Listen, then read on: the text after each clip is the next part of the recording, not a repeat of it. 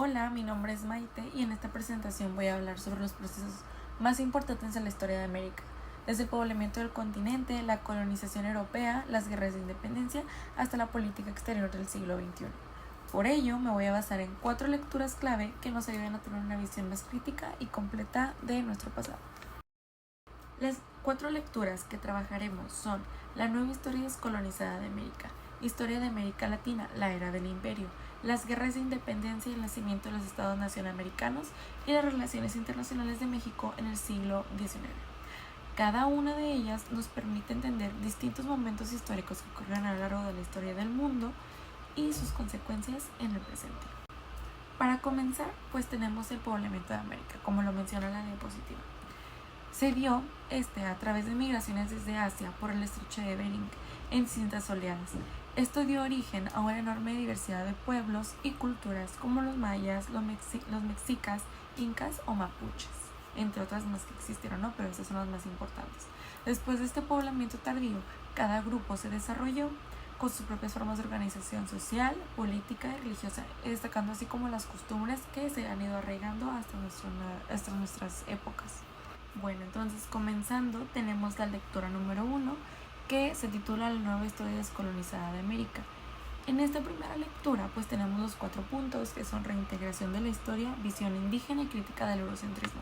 Este es resumido, ¿no? Entonces pues nos invita a reinterpretar la historia desde una visión menos eurocentrista y más cercana a los pueblos originarios, dejando a un lado las costumbres pues británicas, europeas que se tenían, ¿no? Como que más reservadas. Se explica cómo durante mucho tiempo la historia fue contada por colonizadores, dejando fuera las voces indígenas que pues básicamente eran las más importantes, ¿no? Hoy la historia descolonizada busca rescatar esas memorias y reconocer la importancia de cosmovisiones autóctonas, o sea, autoritarias. Continuó con la colonización de América. Destacó la conquista española y portuguesa, la colonización británica, francesa y holandesa y las consecuencias sociales y culturales que pues arraigaron todo esto. Pues la colonización comenzó con la llegada de los españoles y portugueses que establecieron virreinatos y dominaron grandes territorios. Obviamente en América no existía nada de esto, en América Latina, en América del Norte, América del Sur no existía nada de esto, eran puros grupos indígenas. En el norte, los británicos, franceses y holandeses tuvieron un modelo distinto de colonización con migraciones masivas, o sea, de esos países todos se venían hasta acá, hasta América. Y pues en todos los casos la colonización significó explotación, imposición cultural y cambios profundos a las estructuras sociales, tanto religión como costumbres, como impuestos, todo se volvió revolucionario. Y pues continuó con la lectura número 2, que es la historia de América Latina en la era del imperio. Destaco impacto económico y social, transformación cultural y diferencias entre norte y sur. Pues esto analiza cómo los imperios europeos transformaron la vida en América. No fue solo una conquista política, sino también económica y cultural, lo que les mencionaba de la diapositiva anterior y de la lectura anterior. Se impuso la religión católica, nuevas lenguas y sistemas de organización. Fueron totalmente un cambio de chip, por así decirlo, para los grupos que ya existían en los territorios, ¿no? Mientras que en el sur se explotaban recursos y poblaciones, siempre ha sido así, norte-sur, sur es el que siempre es más afectado acá en América. En el norte la colonización implicaba asentamientos permanentes de migrantes europeos, o sea, ya todos se quedaban aquí. Continuó con las independencias en América. Puedo destacar aquí en Estados Unidos, pues se generaron las 13 colonias, la Constitución y sus 10 enmiendas y los procesos en América Latina, cómo fue continuando todo esto, ¿no?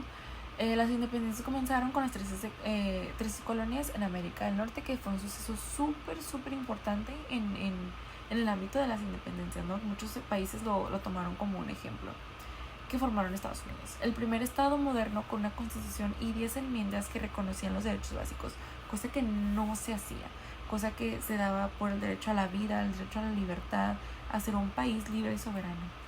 En América Latina los movimientos fueron más complejos porque había fuertes desigualdades sociales y luchas internas, lo que hizo más difícil construir nuevos estados-nación.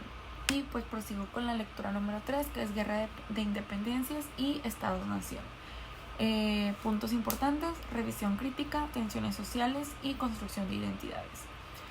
Pues esta lectura hace una reconsideración crítica de las independencias, aunque estas significaron libertad pura para frente a España y Portugal, no siempre representaron igualdad para todos. Muchos grupos, sabemos que siempre hay cosas positivas y negativas en estos aspectos.